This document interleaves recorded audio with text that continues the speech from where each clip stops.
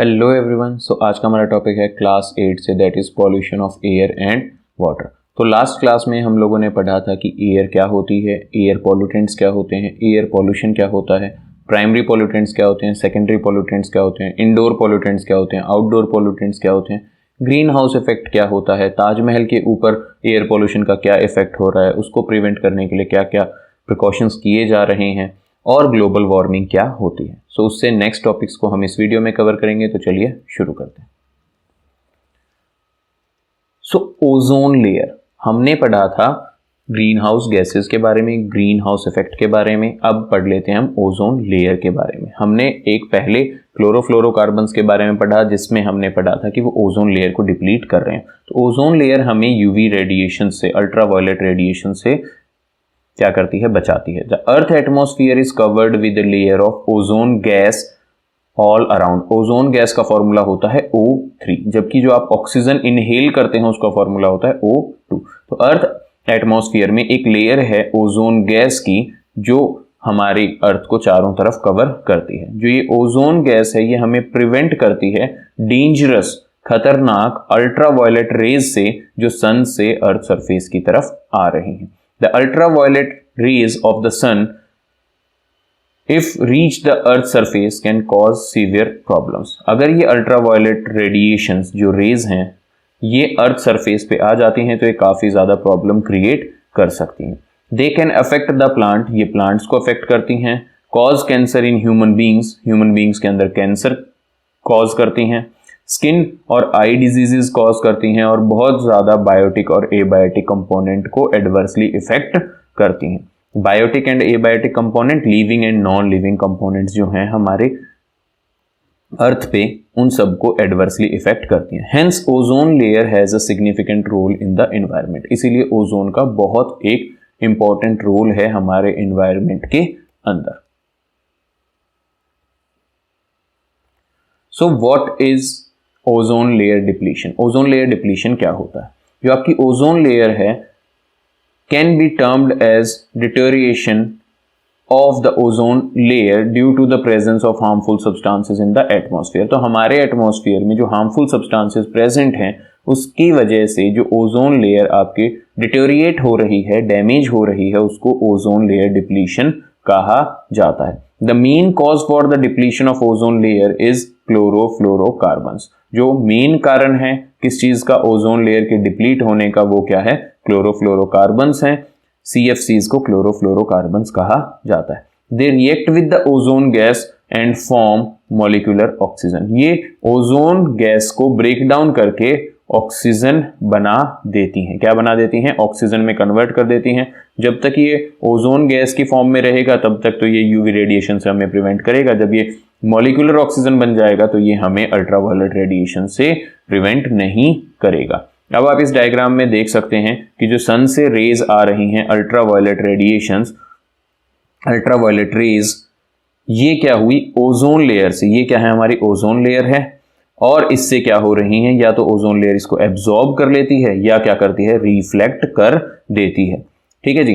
लेकिन जो हमारे यहाँ पे पॉल्यूशन की वजह से CFCs एमिट हो रहे हैं, कार, कोल, फैक्ट्रीज और इंडस्ट्रीज से, इनके थ्रू जो CFCs हैं ये हमारी ओजोन लेयर को यहाँ पर डिप्लीट करने का काम कर रही हैं, जिस वजह से कुछ हार्मफुल रेडिएशन हमारे अर्थ एटमॉस्फेयर में भी एंटर करेंगी, जो हमारे ऊपर एक एडवर्स इफेक्ट डाल देंगी। So prevention of air pollution, air pollution को कैसे प्रिवेंट किया जा सकता है? Switching to cleaner fuels. जो आपके फॉसिल फ्यूल्स हैं उसकी जगह आप क्लीनर फ्यूल्स को यूज कर सकते हैं, जैसे CNG, आपका compressed natural gas, LPG, liquefied petroleum gas, जिससे कि एयर पॉल्यूशन क्या हो जाए, रिड्यूस हो जाए। लोगों के अंदर आप अवेयरनेस जगा सकते हैं भाई, क्रिएट कर सकते हैं कि भाई जो एयर पॉल्यूशन है वो काफी ज्यादा हार्मफुल इफेक्ट कॉज कर रहा है हमारे ऊपर, तो हमें एयर पॉल्यूशन को क्या करना है, प्रिवेंट करना है। Increasing the usage of solar energy, wind energy and hydro power. Hydro power जो पानी से, जो आप डैम देखते हैं उससे जो बिजली बनती है, विंड एनर्जी और सोलर एनर्जी, ऐसी एनर्जी सोर्सेज का इस्तेमाल करना है जो पॉल्यूशन कॉज नहीं करते हैं। Planting more and more trees around the cities and in rural areas. जहां पे आप लोग रहते हैं वहां पर आप लोगों ने देखा होगा कि बहुत कम आपको वेजिटेशन देखने को मिलेगी, इसीलिए सब जगहों के ऊपर ज़्यादा से ज़्यादा ट्रीज को क्या करना है, हम लोगों को उगाना है। इसीलिए इंडिया के अंदर वन महोत्सव सेलिब्रेट किया जाता है जुलाई मंथ में हर साल, ताकि लोग एक साथ मिलकर बहुत सारे प्लांट्स को क्या करें, लार्ज स्केल पे उगा दें। अब जुलाई में करने का क्या मतलब है, क्योंकि जुलाई एक मॉनसून सीजन होता है तो आपको उसको रेगुलरली पानी देने की जरूरत नहीं पड़ेगी, और ऐसे मौसम में ना ज्यादा गर्मी होती है ना ज्यादा सर्दी होती है, तो प्लांट की ग्रोथ के चांसेस काफी ज्यादा होते हैं। Instead of burning dry leaves and other organic material they should be dumped into compost. Dry leaves को जलाने से या फिर ऑर्गेनिक मटेरियल दैट इज काऊ डंग, इनको जलाने की जगह इनको आप क्या कीजिए, कंपोस्ट के अंदर डंप करके क्या बना लीजिए, फर्टिलाइजर्स बना लीजिए। Using gas stove instead of burning coal wood to cook food. जैसे गाँव में जो रूरल एरियाज है वहां पे कोल को, वुड चारकोल को यूज किया जाता है, काउडंग को यूज किया जाता है खाना बनाने के लिए, उसकी जगह आपको एलपीजी के जो गैस स्टोव्स हैं उनका इस्तेमाल करना चाहिए। इंडिविजुअल अगर एक व्हीकल लेके चलेगा तो बहुत सारे व्हीकल्स रोड के ऊपर आ जाएंगे, इसलिए व्हीकल्स को क्या करना चाहिए, शेयर करना चाहिए, जिसको कार पूल के नाम से भी जाना जाता है। या फिर आप पब्लिक ट्रांसपोर्ट का इस्तेमाल कर सकते हो ताकि आप एयर पॉल्यूशन को रिड्यूस करने में अपना कॉन्ट्रीब्यूशन दे सकें। Using eco friendly paints, eco friendly paints का इस्तेमाल करना है। हम लोगों ने देखा था कल की वीडियो में कि क्या हो गया था जी, जो पेंट्स हैं उनके अंदर से हार्मफुल केमिकल्स रिलीज हो रहे थे। क्लीनिंग प्रोडक्ट्स जो हैं हमारे घरों के अंदर, बिल्डिंग्स के अंदर, वो आपको कम से कम केमिकल वाले यूज करने हैं ताकि पॉल्यूशन कम से कम हो सके। जो नेक्स्ट मेन टॉपिक है आपके इस चैप्टर का, that is water pollution. Water is not only necessary for the existence of life on the earth, but it is required to perform several day-to-day activities like cleaning, washing clothes, bathing, cooking. क्या कहता है जी कि पानी सिर्फ life की existence, life exist करे अर्थ के ऊपर, सस्टेन करे, सिर्फ उसके लिए जरूरी नहीं है। हम हमारे डे टू डे लाइफ में वाटर को बहुत सारे पर्पसेस के लिए यूज करते हैं, चीज़ों को साफ करने के लिए, कपड़े धोने के लिए, नहाने के लिए, खाना बनाने के लिए, तो वाटर हमारे लिए बहुत ज़्यादा ज़रूरी है। Due to these activities several substances get mixed up in water. तो जो हम ये एक्टिविटीज़ परफॉर्म कर रहे हैं, जो हमारे लिए नेसेसरी हैं एक्टिविटीज़, इनकी वजह से कुछ सब्सटेंस वाटर के अंदर चले जाते हैं जो उसको अनसेफ बना देते हैं फर्दर कंजप्शन के लिए। बाद में फर्दर उसको यूज करने के लिए वो उसको अनसेफ बना देते हैं। This addition of biological, chemical and physical substances in water is called water pollution. तो जो ये ऐड हो रहे हैं एक्स्ट्रा सब्सटेंस, चाहे वो बायोलॉजिकल सब्सटेंस हो, चाहे केमिकल, चाहे फिजिकल सब्सटेंस हो, ये वाटर पॉल्यूशन कहलाता है। These substances contaminate water and make it unfit for consumption of human beings and animals are called water pollutant. तो वो सब्सटेंस जो वाटर को क्या कर देते हैं, कंटामिनेट कर देते हैं, अनफिट बना देते हैं फर्दर यूज के लिए, उन सभी सब्सटेंसेस को वाटर पॉल्यूटेंट कहा जाता है।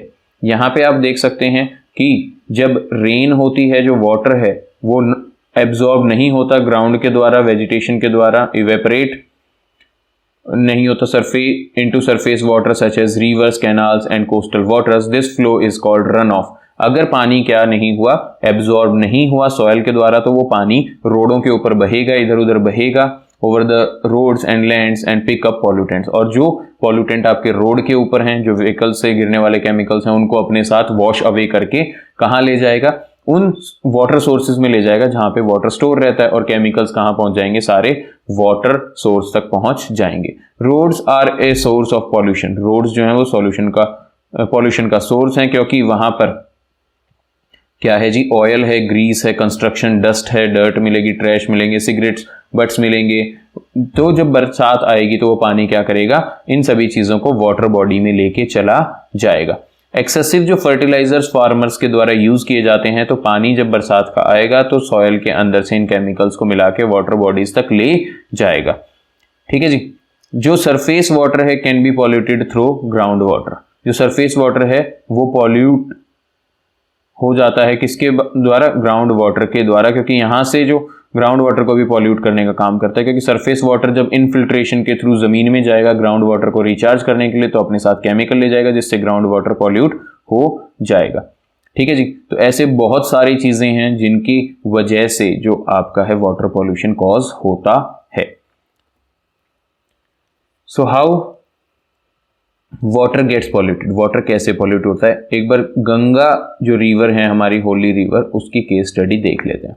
Ganga is one of the most significant rivers in India, सबसे ज्यादा इंपॉर्टेंस वाली रिवर है, बहुत बड़ी रिवर है, हमारी होली रिवर है।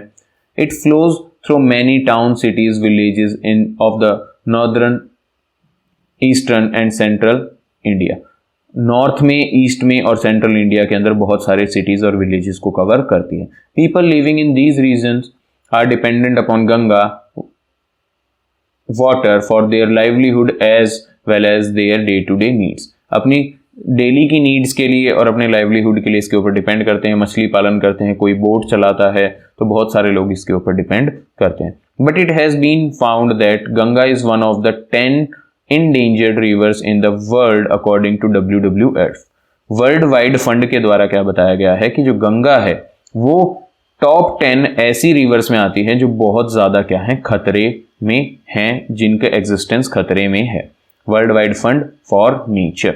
This is because WWF stands for world wide fund for nature. This is because of its extreme pollution. ऐसा क्यों है कि ये इतनी ज्यादा इंडेंजर्ड है? क्योंकि इसके अंदर बहुत ही ज्यादा मात्रा में पॉल्यूशन आपको देखने को मिलेगा। The river has been called in dead at several places as it has no aquatic life there।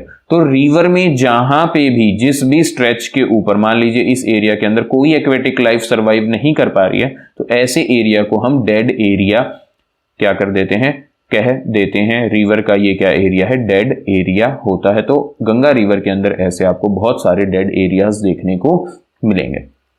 तो क्या कॉज है वाटर पॉल्यूशन की गंगा के अंदर? बहुत सारे टाउन्स हैं, विलेजेस हैं, सिटीज हैं जो रिवर गंगा के आसपास क्या हैं, सेटल्ड हैं, और वहां से आने वाला untreated sewage, waste, garbage, dead bodies और बहुत सारे हार्मफुल सब्सटेंस वाटर को पॉल्यूट करने का काम करती हैं। जो गंगा रिवर है वो फ्लो करती है कानपुर रीजन में, जो उत्तर प्रदेश का एक बहुत ही ज्यादा पॉपुलेटेड और एक इंडस्ट्रियलाइज्ड टाउन है, जिसके अंदर सबसे ज्यादा पॉल्यूशन इस रिवर के अंदर छोड़ा जाता है। और गंगा रिवर में कानपुर के पास सबसे ज्यादा गंदी और पॉल्यूटेड गंगा आपको देखने को मिलेगी। This is so because of the large population of Kanpur. Kanpur की पॉपुलेशन भी ज्यादा है, इंडस्ट्रीज भी ज्यादा है, इस वजह से वहां पर पॉल्यूशन ज्यादा होता है और वाटर का लेवल्स बहुत ही ज्यादा डाउन है कानपुर रीजन के अंदर। People use river water for bathing, cleaning, washing clothes and they even defecate in the river. क्या करते हैं भाई, नहाते हैं, चीजों को साफ करते हैं, कपड़े धोते हैं, और उसके अंदर कई बार वो लोग क्या करते हैं जी, अपने वॉशरूम वाले काम भी वहीं पर करते हैं। From polythene bags to the idols of gods, flowers, garbage, people throw several things in the river, all this leads to its pollution. लोग चीज़ों को रिवर में फेंकना प्रेफर करते हैं, भगवानों की मूर्तियों को, उनसे रिलेटेड जितनी भी चीज़ें होती हैं उनको नदी में प्रवाहित करते हैं, पॉलिथीन बैग्स में डाल के, फ्लावर्स को हो गया, गार्बेज को हो गया, जिसकी वजह से वहां पर पॉल्यूशन ज़्यादा आपको देखने को मिलता है। The flow of river Ganga near Kanpur region is slow which leads to more pollution of it in still water. जो कानपुर का रीजन है वहां पर गंगा का जो फ्लो है, जो गंगा बह रही है, उसकी स्पीड बहुत कम है, जिस वजह से वहां पे आपको ज्यादा पॉल्यूशन देखने को मिलता है। There are more than 5000 industries in Kanpur. Kanpur के अंदर 5000 इंडस्ट्री हैं, जिसमें लेदर, डिटर्जेंट, पेंट और फर्टिलाइजर बनाने वाली जैसी कंपनियां भी, फैक्ट्रीज भी शामिल हैं। ये सभी टॉक्सिक वेस्ट प्रोड्यूस करते हैं जो सीधा कहाँ जाता है, रिवर गंगा में जाता है और उसको पॉल्यूट करने का काम करता है। तो प्रिवेंट करना था गंगा को, इसीलिए गवर्नमेंट ऑफ इंडिया ने एक इनिशिएटिव स्टार्ट किया जिसको नाम दिया गया गंगा एक्शन प्लान इन 1985। 1985 में गवर्नमेंट ऑफ इंडिया ने गंगा एक्शन प्लान को लॉन्च किया। However, increased industries and growing population of India have damaged the river to huge extent। क्या किया जी, बहुत ज्यादा जो पॉपुलेशन है, जो इंडस्ट्रीज बढ़ रही हैं, इसकी वजह से रिवर को बहुत ही ज्यादा एक्सट्रीम लेवल तक पॉल्यूट कर दिया है। Hence the government of India has now started another initiative called the National Mission for Clean Ganga। 2016 में गवर्नमेंट ऑफ इंडिया ने एक और इनिशिएटिव स्टार्ट किया जिसका नाम था national mission for clean Ganga. Ganga को साफ करने के लिए ये मिशन स्टार्ट किया गया था। तो आप देख सकते हैं कुछ वाटर पॉल्यूटेंट्स यहाँ पे गिवन हैं और उनके सोर्सेज गिवन हैं, उनके क्या इफेक्ट होते हैं ये भी। तो वाटर पॉल्यूशन के सोर्स जो इंडस्ट्रीज हैं जैसे oil refineries, textile mill means जो कपड़ा बनाती हैं, sugar mills, paper factories, chemical factories, इनसे निकलती है आर्सेनिक, लेड, क्लोराइड्स और गर्म पानी। जो आपके ये हार्मफुल पॉल्यूटेंट्स निकल रहे हैं ये टॉक्सिसिटी, जहरीलेपन को बढ़ा देते हैं प्लांट्स और एनिमल्स के अंदर। Affect the soil and hinder the growth of plant, ये सारे केमिकल्स सॉयल को भी इफेक्ट करते हैं जिससे प्लांट्स की ग्रोथ खराब हो जाती है, अच्छे से नहीं हो पाती, सॉयल की एसिडिटी इंक्रीज हो जाती है। जो हॉट वाटर है ये वाटर बॉडीज के टेम्परेचर को बढ़ा देता है जिसकी वजह से एक्वेटिक लाइफ डिस्टर्ब हो जाती है। Affect plants and animals living in it, temperature बढ़ने से प्लांट और एनिमल जो वाटर के अंदर रह रहे हैं उनके ऊपर आपको बैड इफेक्ट देखने को मिलेगा। जो पेस्टिसाइड्स हैं, वीडीसाइड्स हैं, जो पेस्ट को और वीड्स को कंट्रोल करने के लिए यूज की जाती हैं, इनके अंदर केमिकल यूज होते हैं copper, arsenic, sulphate, lead, chlorine, sulphur, nitrogen, oxygen, ये सब इनके मेजर पॉल्यूटेंट्स हैं जो पेस्टिसाइड्स और वीडीसाइड्स से रिलीज होते हैं। ये हमारे ग्राउंड वाटर को पॉल्यूट करने का काम करते हैं क्योंकि जब वाटर सीपेज के थ्रू, इनफिल्ट्रेशन के थ्रू नीचे जाएगा तो ग्राउंड वाटर को भी पॉल्यूट करेगा। वाटर बॉडीज में भी पानी चला जाता है इनसे, चाहे वो रेन वाटर के थ्रू हो चाहे वो ग्राउंड वाटर के थ्रू वाटर बॉडीज में पानी जाए, तो दोनों ही तरीके से जो वाटर बॉडीज हैं वो भी पॉल्यूट हो जाते हैं। Increased algae in ponds and lakes decrease the level of oxygen in the water. तो भाई जब ये केमिकल्स अब कहाँ जाएंगे, ये न्यूट्रिएंट्स का काम करेंगे किसके लिए, एल्गी के लिए। तो एल्गी की ग्रोथ बढ़ जाएगी जिसकी वजह से एल्गी ऑक्सीजन का इस्तेमाल कर लेंगे तो ऑक्सीजन लेवल डिक्रीज हो जाएगा वाटर के अंदर और इससे सभी एक्वेटिक एनिमल्स क्या हो जाएंगे, मर जाएंगे। जो अनट्रीटेड सीवेज है आपका उसके अंदर पॉल्यूटेंट है वो फूड वेस्ट, डिटर्जेंट और माइक्रो ऑर्गेनिजम्स प्रेजेंट हैं जो ग्राउंड वाटर को पॉल्यूट करने का काम करते हैं और इन्हीं अनट्रीटेड सीवेज वेस्ट की वजह से जॉइंडिस, कॉलेरा, टाइफाइड और वायरल इन्फेक्शंस जैसी बीमारियां एक इंसान से दूसरे इंसान में फैलने का काम करती हैं।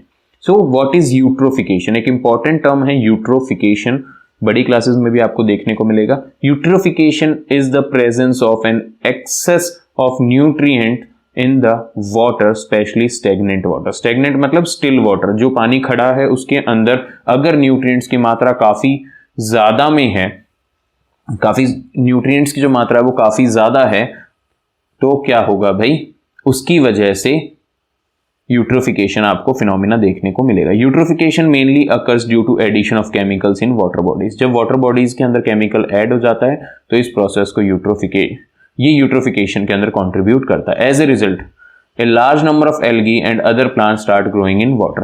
तो न्यूट्रिएंट्स बढ़ने की वजह से जो एल्गी है उसकी ग्रोथ और कुछ और प्लांट्स की ग्रोथ वाटर के अंदर तेजी से होने लगती है और जैसे ही वो मरते हैं तो डीकंपोजर्स क्या करते हैं, उनको डीकंपोज करने का काम करते हैं और डीकंपोज करने के दौरान वो ऑक्सीजन का इस्तेमाल करते हैं जिसकी वजह से ऑक्सीजन की कमी हो जाती है पानी के अंदर और इस वजह से दूसरे एक्वेटिक एनिमल्स क्या होते हैं, वो भी मर जाते हैं। तो addition of harmful chemicals in water is known as eutrophication और इसकी वजह से एल्गी और दूसरे प्लांट्स की ग्रोथ बढ़ जाती है और जब ये एल्गी क्या करेंगी, पूरे सरफेस को कवर कर लेंगी तो ऑक्सीजन क्या हो जाएगी, पानी के अंदर कम हो जाएगी। जैसे ये एल्गी और अदर प्लांट्स मरेंगे, डीकंपोजर इनको डीकंपोज करने के लिए ऑक्सीजन का इस्तेमाल करेंगे, तो जो एक्वेटिक लाइफ के लिए पानी के अंदर ऑक्सीजन प्रेजेंट थी वो सारी यूज्ड अप हो जाएगी। ऑक्सीजन ना मिलने की वजह से सभी एक्वेटिक एनिमल्स पानी के अंदर जो है वो मर जाएंगे।